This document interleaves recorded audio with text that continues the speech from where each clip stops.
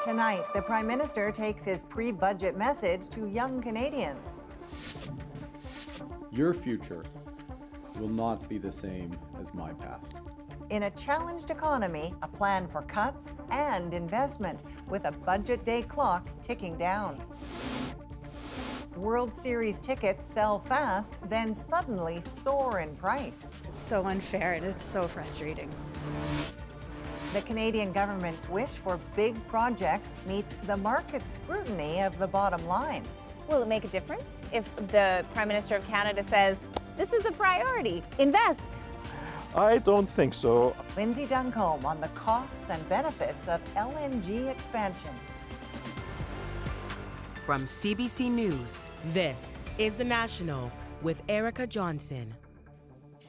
Thanks for joining us. Adrian is on assignment. Prime Minister Mark Carney addressed Canadians tonight, previewing his government's strategy for its first budget as the country grapples with tariffs and a high cost of living. Speaking to a group of young people, Carney promised to invest in their future, including plans to double Canada's non-U.S. exports in the next decade. But he's also warning about spending cuts for a plan predicted to really up the deficit. The full budget is set to be unveiled next month, a confidence vote for the minority Liberals. As Ashley Burke shows, Carney not only has to make his case to Canadians, he'd also like some support from opposition parties. The Prime Minister trying to prepare Canadians for what could be a tough budget with deep cuts and a deep deficit. We won't transform our economy easily or in a few months. It will take some sacrifices, and it will take some time. Mark Carney's taking off for summits in Asia, and Budget Day comes soon after he gets back. We used to take big, bold risks in this country. It is time to swing for the fences again. Carney telling young people how he plans to turn around Canada's weak economy that's also dealing with all the uncertainty Donald Trump stirred up. Our goal for Canada is to double our non-U.S. exports over the course of the next decade. He promised to lower the cost of living that he says is still too high and balance the operating budget in 3 years by cutting down government spending. Our government will work relentlessly to cut waste and drive efficiencies. And when we have to make difficult choices, we will be thoughtful, we'll be transparent, we'll be fair. But he didn't reveal details about exactly how much he'd cut and where in a budget that is predicted to have a deficit between $68 to $100 billion. You need to rebuild the country. We need to invest in infrastructure. We need to invest in housing. The Liberals also need political buy-in. The opposition parties have a big decision to make. We don't think Canadians wish an election. Carney met with Poilievre today. He wants the Prime Minister to lower the deficit, not grow it, in return for his party's support. Our priority as Conservatives is an affordable budget for an affordable cost of living for the Canadian people. Carney only needs a few MPs from opposition parties to support his budget or even just sit out the vote to get it passed. But so far publicly, there's no assurance that will happen. Ashley Burke, CBC News, Ottawa. Chief Political Correspondent Rosemary Barton joins me now. Rosie, what did you make of what we just heard there? Listen, Erica, as you heard from Ashley, very much a speech laying out the challenges facing Canada right now, whether it's the tariffs or the cost of living, which the Prime Minister says is still too high, painting a picture of where we are. The world is different. It's not going back to what it was, so Canada needs to seize on that opportunity to build and invest. But the Prime Minister also made it clear it's not going to be easy, it's going to take time, specifically suggesting that Canada will have to do less of some things in order to build others. And that's sort of the bargain that he's trying to make with Canadians tonight, that the policies, the cuts, the size of the deficit will all be worth it over time.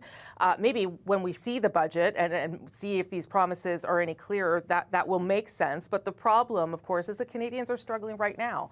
And whether they have the patience to see these economic policies play out is, I think, really the big question here. Okay, thanks for that. Stay right there. We need to talk in a sec about a different political story today. And that one concerns Conservative leader Pierre Poilievre. Several days after he made them, he is still defending podcast comments, critical of how the RCMP handled investigations into actions by then Prime Minister Justin Trudeau. Kate McKenna now on reactions from some members of his own caucus. In public, on the way into a weekly caucus meeting, MPs showed support for their leader.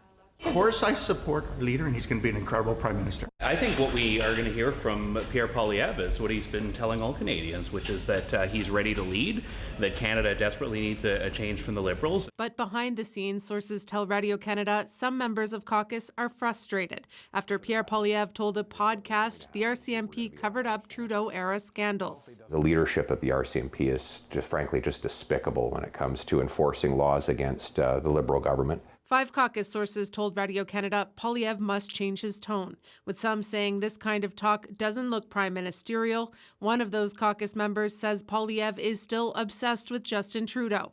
Many of the scandals of the Trudeau era should have been involved jail time. The RCMP had been doing its job and not covering up for him, then he would have been criminally charged. The RCMP denies any political interference in past investigations into the SNC-Lavalin affair and the 2016 Aga Khan scandal. At the Wednesday caucus meeting, sources say Poilievre tried to explain his comments to MPs, later telling journalists he didn't say Trudeau should be in jail.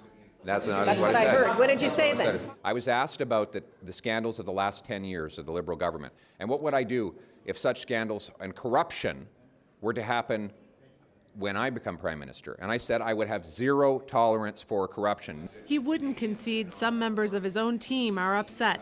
Well, listen, my view is that Conservatives all agree on one thing. People should be held accountable for corruption. Poilievre faces a leadership review in January, and though he still appears to have widespread support within his party, it's unclear if he successfully put to bed unrest within his own caucus.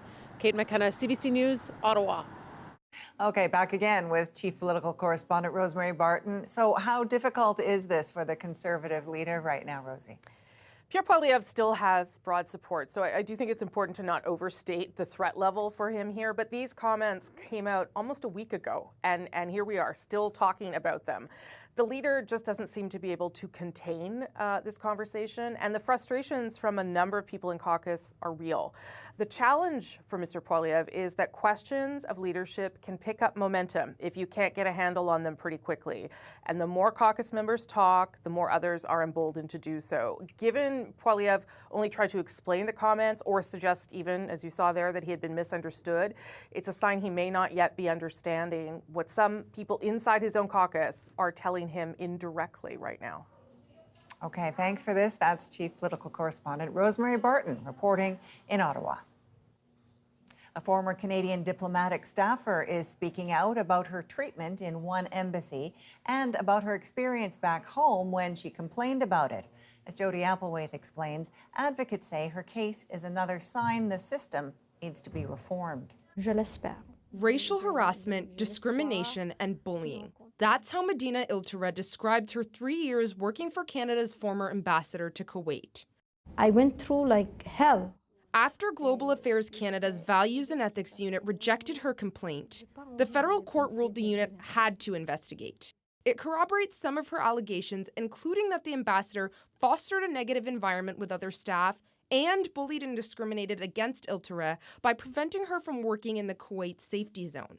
For me, it's like I have the report, yes, but still I don't see any apology. Radio-Canada reached out to Global Affairs. It says it cannot comment on individual cases, but added it applies a zero-tolerance policy on misconduct or wrongdoing.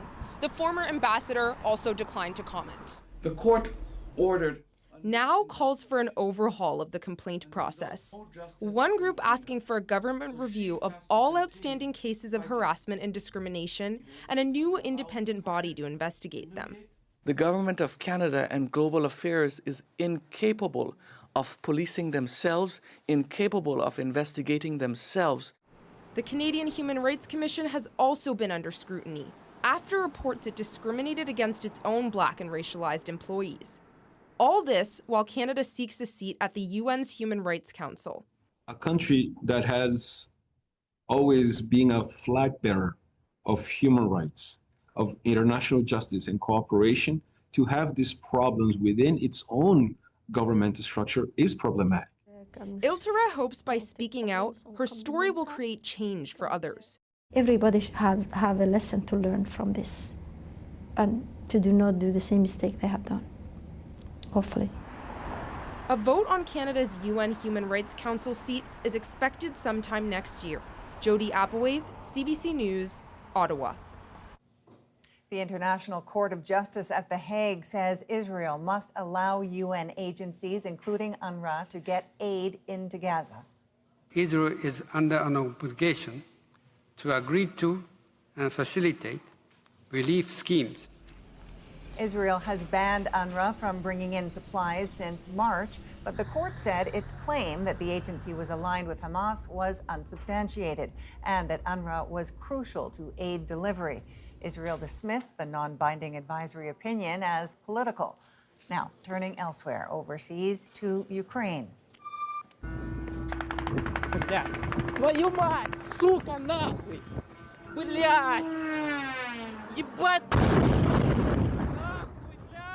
A witness curses as one of hundreds of Russian strikes explodes, the attacks causing power outages across the country. Part of what officials call a targeted campaign against Ukraine's energy grid. But munitions or shot down fragments of them also struck high-rises and a kindergarten. They killed at least 6 across the country, including 2 children. These are tremendous sanctions. These are very big. Those are against their 2 big oil companies. That's Donald Trump earlier this evening on Washington's latest sanctions targeting Russian oil giants Lukoil and Rosneft, which he said he hopes will make Russian President Vladimir Putin reasonable on ending the war in Ukraine. Trump added he hopes the sanctions will be short-lived. Trump was also making news on the home front. In fact, his home. Demolition of the entire White House East Wing is underway, in part for the construction of a new ballroom. Trump had previously said it would not interfere with the historic building. Katie Simpson on another move dividing Americans. A symbol of American leadership ripped apart by order of President Donald Trump. The entire East Wing of the White House is coming down to make way for his ballroom. It'll be one of the great ballrooms anywhere in the world. Construction began without public consultation. Trump says he and donors will pay for the $300 million project. Larger than a football field, it will be nearly double the size of the White House. My heart breaks, my stomach turns when I see the destruction of an iconic treasure. Originally built in 1902, a safety bunker was added to the East Wing during World War II, a way to ensure the country could function in the face of foreign threats. You can see this. Trump showed off renderings of the ballroom during his meeting with the NATO Secretary General, aggressively insisting he's been transparent about the project. I've shown this to everybody that would listen. Third-rate reporters didn't see it because they didn't look. You're a third-rate reporter. But the scale of the demolition is far greater than what Trump originally proposed. It won't interfere with the current building. It'll be near it, but not touching it, and pays total respect to the existing building. Americans appear deeply divided on this, as with many issues in this moment. They've needed a ballroom for a long time because when they have a big ball, a big get together, they have to put up tents like this white tent over here, and they're out in the rain and the wind, and all the women are dressed up and they're in these tents. It's just, it makes our country look cheap.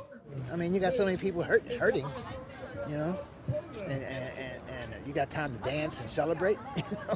So many people say it's hurting. That's kind of backwards. Taxpayer dollars are not being used for the project, which means there doesn't appear to be anyone or anything that can pause the demolition, which could be finished within days. Katie Simpson, CBC News, Washington. The U.S. has conducted its 8th military strike against an alleged drug-smuggling vessel, this time killing 2 people in the Eastern Pacific. The U.S. Department of Defense shared this video appearing to show Tuesday's attack.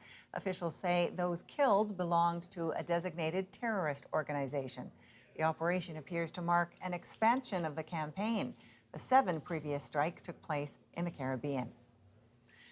A federal anti-money laundering office has just made Canadian history, levying a colossal fine of more than $170 million against a BC-based cryptocurrency exchange. As Anise Hidari explains, criminals find crypto useful, and Canadian regulators are starting to take action. The Canadian agency that fights criminal financing is taking on a BC-based cryptocurrency exchange. FinTrack says Cryptomus, run by Zeltrox Enterprises, failed to flag thousands of suspicious transactions. Essentially, what you have here is a spot audit, and that's why have seen all these charges stem from 1 month in 2024. So now a record-setting penalty, nearly $177 million against Cryptomus, about 9 times the last record fine against a different crypto firm, nearly $20 million back in September. Financial companies, crypto or not, have to report large or suspicious transactions to FinTrack, say sending money to places a regular bank can't. All that they need for the purposes of pressing charges is to say, well, here's a bunch of transactions going to Iran. That's a sanctioned country. Beyond geography, the regulator is concerned some transactions could have been used for digital ransoms or for trafficking in child sexual abuse material. Virtual currency can be more anonymous than regular banking, but eventually, crypto exchanges have to hit the real world, and that's what companies are supposed to track. And to do that, you need an exchange in a mature financial jurisdiction. So this explains why people in Uzbekistan, Iran, end up running and using an exchange here in Canada. This big fine could be a sign of more to come, with the government saying it wants a national financial crime agency, and FinTrack itself mentioning vulnerabilities in the virtual currency sector significantly impair transparency and accountability. This is part of an overall pattern of the regulators, and there's more than just FinTrack, but the regulators in this space wanting to take more action, wanting to be seen as taking more action, not least because we're getting international pressure about lack of enforcement in Canada. CBC News reached out to the crypto company being fined and only got an automated sales message in reply. Anise Hidari, CBC News, Calgary. There is growing outrage tonight over ticket resellers pricing World Series games out of reach for many fans. To think that people from who knows where bought these tickets and just jacked them up immediately, it's just so disheartening. Why some say tougher rules are needed. Next. Plus, another humpback whale struck by a ferry off the BC coast. I don't think it has a really great chance. I hope I'm wrong. What can be done to protect the whales? And later, friends for more than 4 decades, they've never met in person. We have been sitting in my living room night after night, reading from these letters to each other. From Singapore to Newfoundland, 2 pen pals get some long-awaited FaceTime. We're back in 2.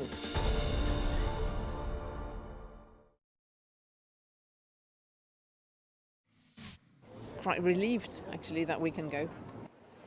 The Louvre reopened today to long lines of visitors for the first time since a shocking daytime heist. The Apollo Gallery, though, remains closed. That's where thieves broke in, stealing some of France's crown jewels. The Louvre's director is blaming the theft on a lack of security cameras. She says she offered to resign, but it was refused.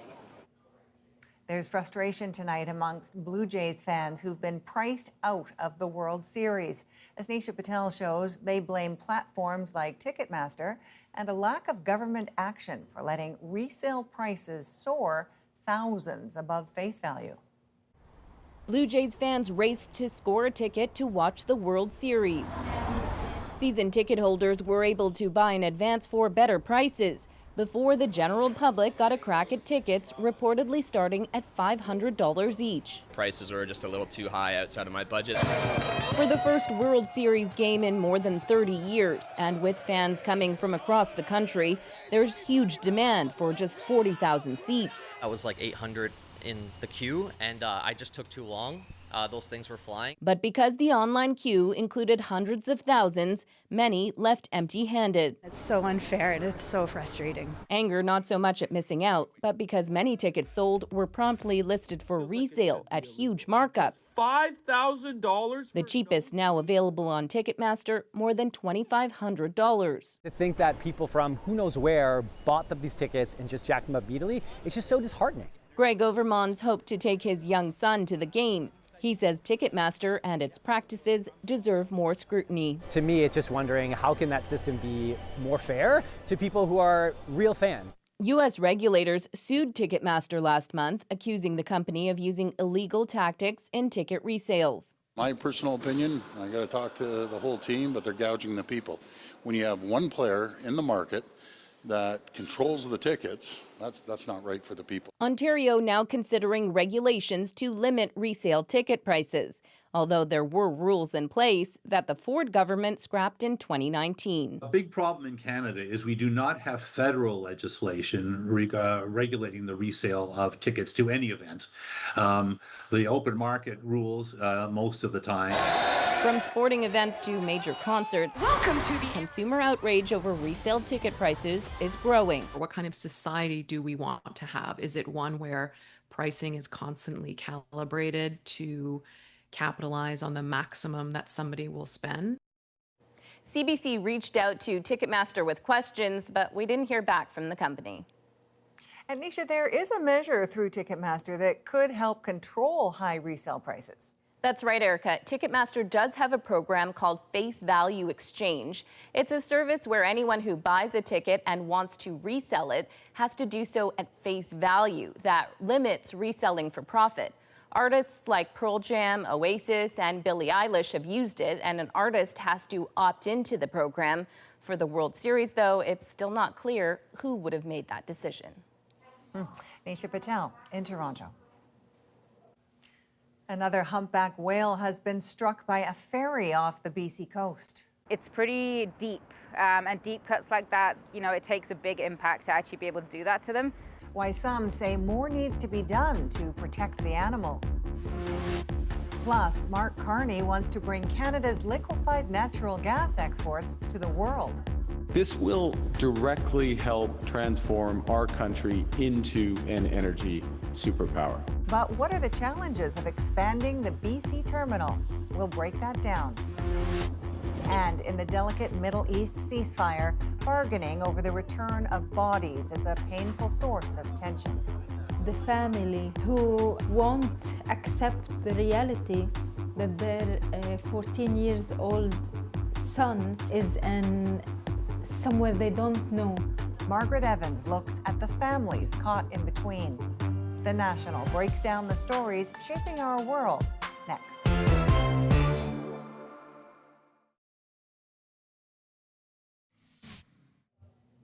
Nova Scotia has granted a lease on the Eastern Shore to a nonprofit group aiming to open North America's first whale sanctuary. The project still faces many hurdles, including federal approval, funding, and local opposition. Organizers are hoping to house some of Marineland's belugas, but the Ontario Amusement Park previously said the facility would not be appropriate. In BC, there's renewed concern for humpback whales after a calf suffered a deep gash colliding with a ferry. It's the second incident in recent months, and as Caroline Barguda explains, some are calling for more to be done to protect the whales. This humpback whale's injury is significant. On Friday, near Vancouver's English Bay, the calf known as Skipper was swimming with its mother Zigzag when it was struck by a ferry. With a whale that has an injury like that, they really need space. Sarah Jenkins saw the pair the day before, then again 2 days after the collision. It's pretty deep, and deep cuts like that, it takes a big impact to actually be able to do that to them. She says the calf and mom have remained in the same area since the collision, likely to give the baby time to rest. The company, which operates the ferry, said in a statement, upon sighting the mammal, the bridge team immediately initiated evasive action and executed a crash stop maneuver in accordance with safety procedures. The company contacted the Department of Fisheries and Oceans and is fully cooperating with the investigation. Last month, a humpback was struck and killed by a BC ferry off the north coast near Prince Rupert. Whale experts say there has been an increase in humpbacks being hit, in part because there are more of them in these waters. And unlike orcas, when they hear a ship, they can't figure out where it is. As for Skipper's condition, experts fear it may not be good. If it was an adult whale, it might survive. We have seen injuries like that before and the whale has survived. But for a little calf that's still growing and still dependent on its mother, I don't think it has a really great chance. I hope I'm wrong. Federal regulations require vessels stay 200 meters away from a humpback with a calf. Experts say the problem is you can't predict when a whale will come up for air. They say the best way to minimize harm is to just slow down. Caroline Bargout, CBC News, Vancouver. Now let's break down the stories shaping our world. Heartbroken Palestinians yearn for loved ones' remains, those bodies used as bargaining chips. Israel needs to hold those tools. But first, Mark Carney is once again talking up liquefied natural gas. Canada has what the world wants. Doubling exports would mean billions in profits, plus revenue for BC. There is a big if here. But it won't be government making the call. Lindsay Duncombe breaks down all the potential benefits and why it's far from a done deal.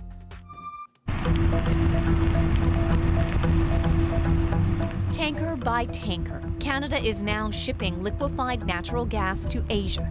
The federal government wants to see this site double. Twice the tankers, twice the gas, in the hopes of generating big profit. The expansion of Canada's only LNG terminal is the very first national building project on the Prime Minister's list. This will directly help transform our country into an energy superpower.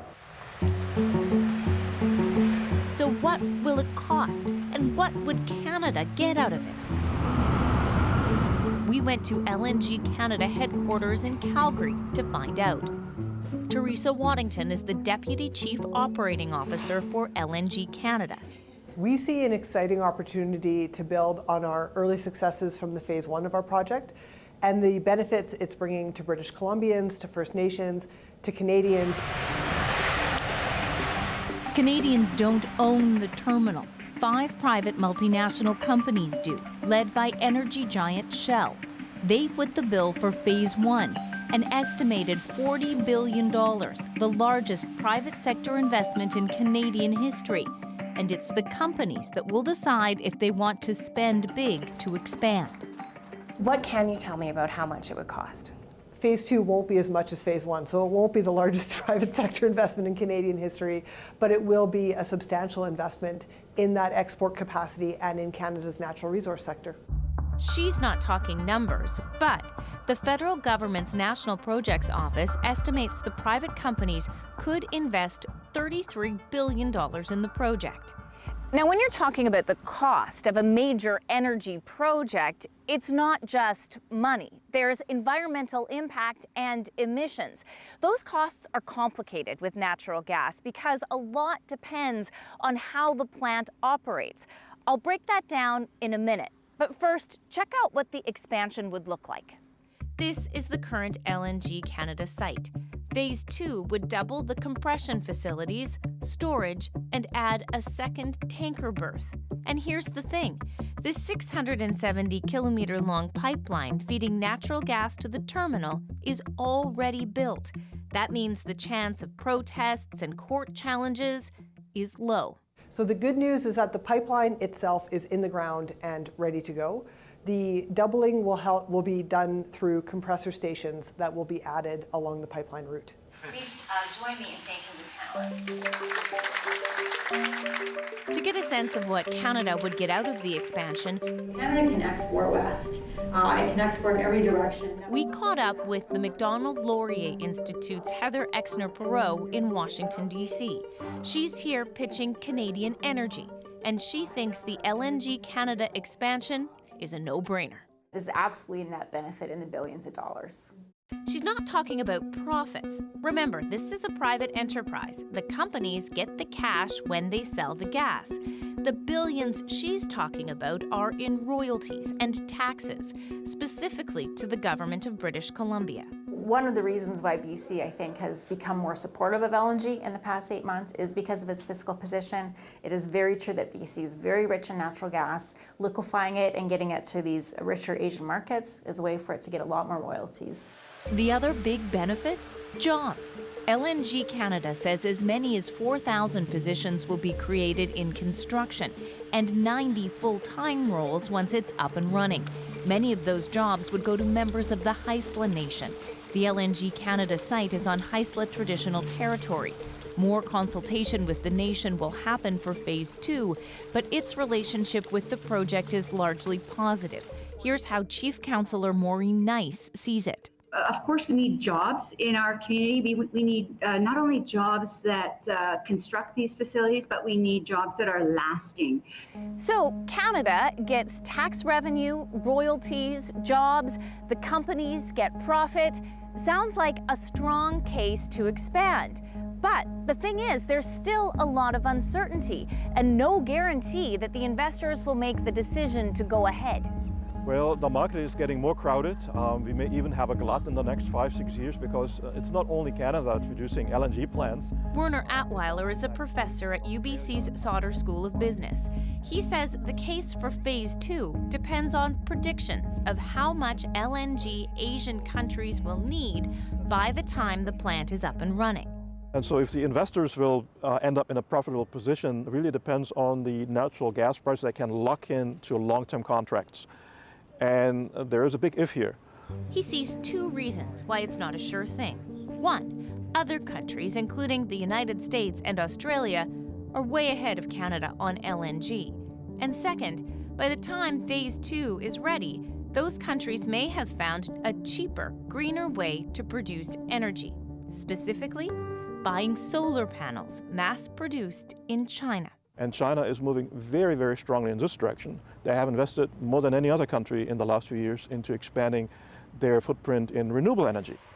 Okay, let's take a minute and go back to the emissions issue. Yes, burning natural gas is cleaner than other fossil fuels, but it's still a fossil fuel. Right now, the LNG Canada plant runs on gas, creating emissions. Phase 2 is permitted to do the same. And if it does, Atweiler says BC and Canada's greenhouse gas emission targets are toast.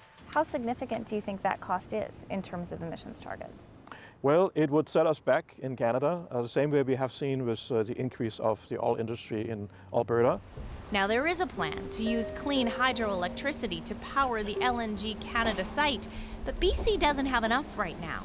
Electrifying the project, along with new mines and other sites, would mean building more energy infrastructure, costing billions. Who would pay for it? Well, maybe ratepayers. That all makes the case for expansion a little less clear. As for being on Ottawa's list, will it make a difference if the Prime Minister of Canada says, this is a priority, invest? I don't think so. I think that is a lot of wishful thinking when politicians stand up of whatever political stripe and say, I'd like to see this project go ahead, but at the end of the day, they're not financing it. They have to leave it to the market conditions and the investors. So it is, again, there's so many pieces in a decision. Back in Calgary, though, Teresa Waddington says being on the national projects list is important to LNG Canada's investors. It means a lot to them to know that there's going to be a stable and welcoming environment for them. Could that influence the decision of whether or not to go ahead? It's definitely a factor. A deciding factor? We don't know. Will there be double the amount of tankers here eventually? Maybe. But ultimately, it's not up to Ottawa. Top of the list or not. It's not just LNG Canada trying to predict future demand here. There are 5 LNG projects in British Columbia at various stages of construction or approval. Some would require a new pipeline, and that would be controversial, Erica. Yes, so what does that mean for the other potential pipeline that we've been talking about, taking oil from Alberta to BC? Well, that's one of the reasons why BC's premier is upset with Alberta for pushing forward on the idea of an oil pipeline, saying it would undo the years of work on the LNG front. Provinces and industries are competing for attention and cash on these big national projects. Thanks for this. Lindsay Duncombe in Vancouver. Just ahead, a family in Gaza fears their son's remains are being exploited by Israel. That their 14 years old son is in somewhere they don't know. But it's not about one family. This story affects thousands.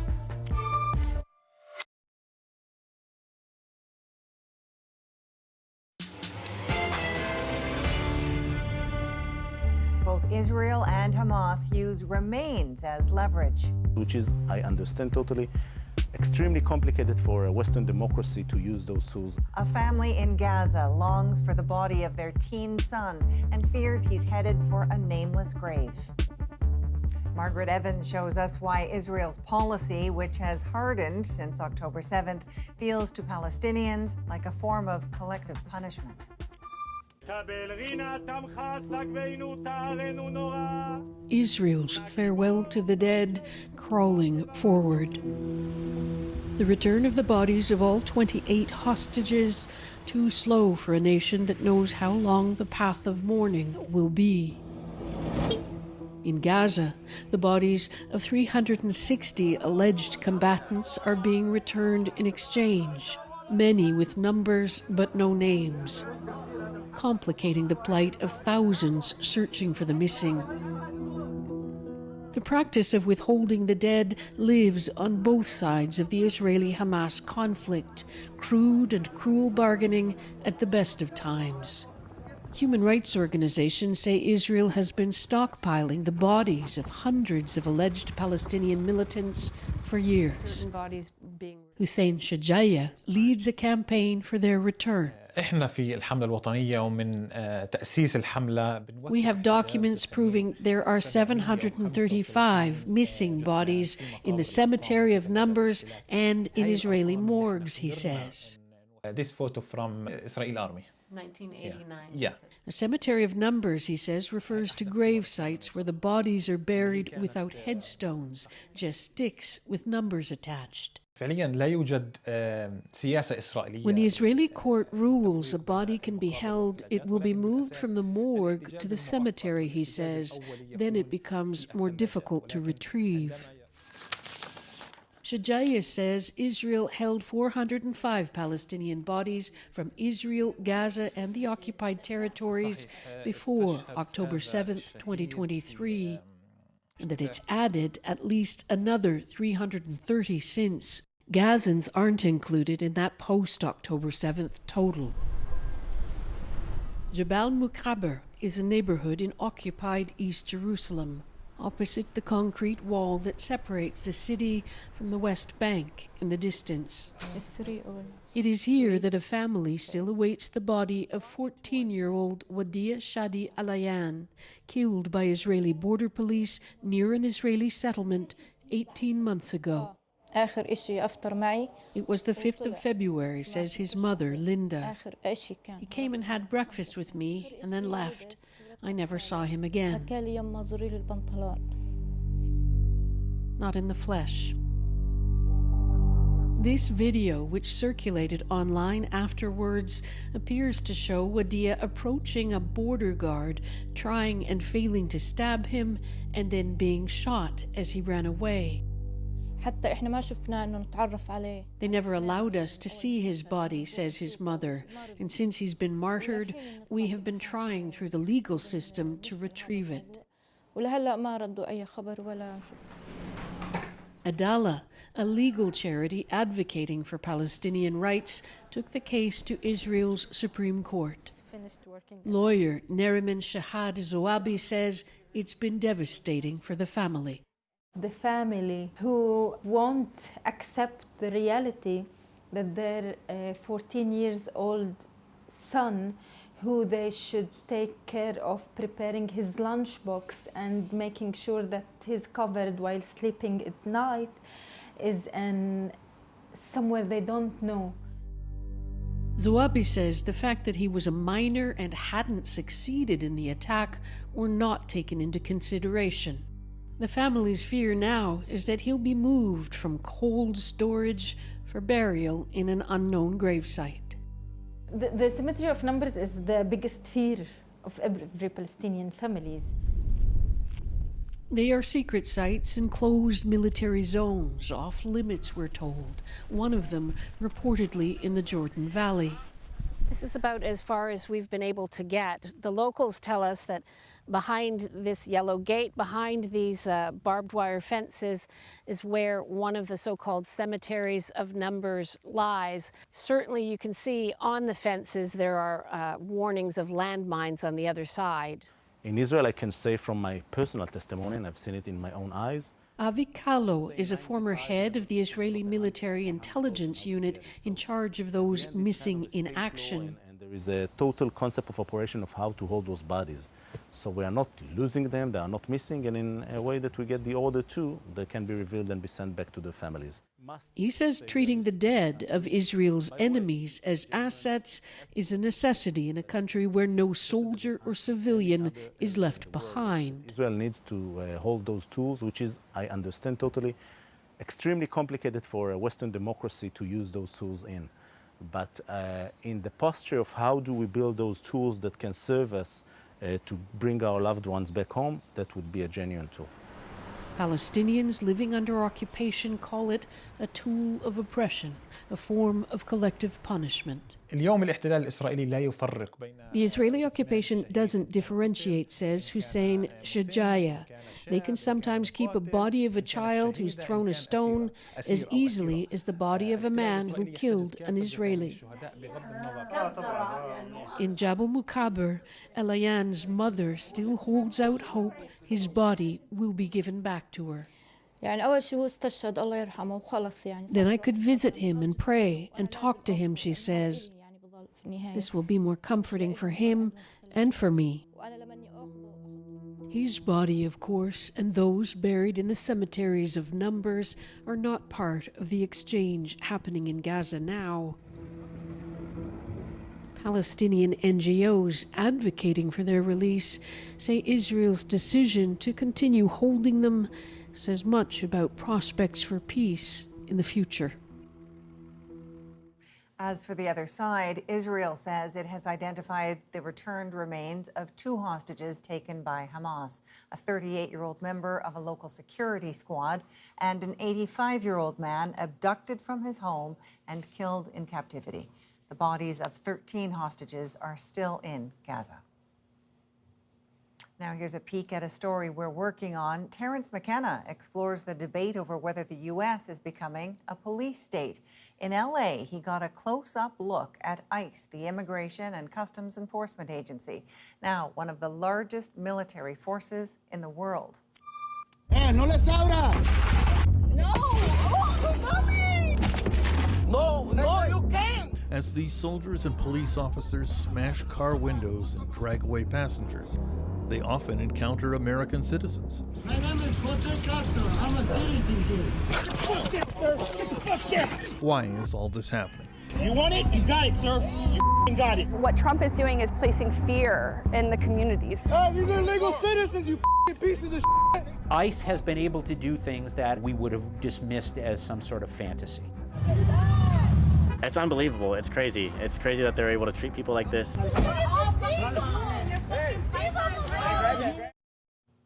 Those weren't random street interviews. They, too, were caught in the dragnet. Watch the full story in the coming days on The National. Up next, a beautiful friendship built the old-fashioned way through decades of letter writing. You're 12 years old, what's important to you then? Scratch and stiff stickers to retirement planning. 2 pen pals go the distance to meet in person after 43 years.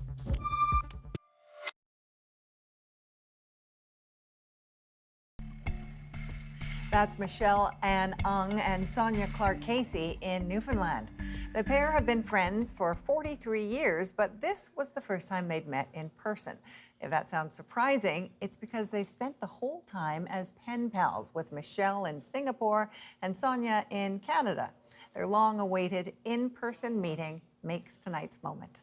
I was really excited the first time I saw Michelle at the airport. I held a sign with her name on it, and then I waved and I I was pretty tearful at that time. It's like, 43 years, and it's quite unbelievable that this happened. We started writing each other in 1982. And for me, it was, I wanted to learn culture. Actually, for me, I took on penpaling as a way to improve my English language. And there was a magazine with all a list of brands overseas. And I picked Sonia because she's from Canada. We have been sitting in my living room night after night, reading from these letters to each other. It was like down memory lane. This was written to you, Michelle, on December 11th. 1982, which was my first letter to you. Dear Michelle, I am fine. How are you? You're going from the very beginning, you're 12 years old, what's important to you then, scratch and stiff stickers, to retirement planning. There's not a whole lot of people who I think have had friendships that long, and we've had them through letter writing. They apparently connected through a school pen pal program in 1982 when they were both in grade 5. And they both signed each letter, "I hope someday we will meet." And then they decided in July they weren't getting any younger, so hence the reunion. Now that is something to write home about. From all of us at The National, thank you for being with us. I'm Erica Johnson in Vancouver. Take care.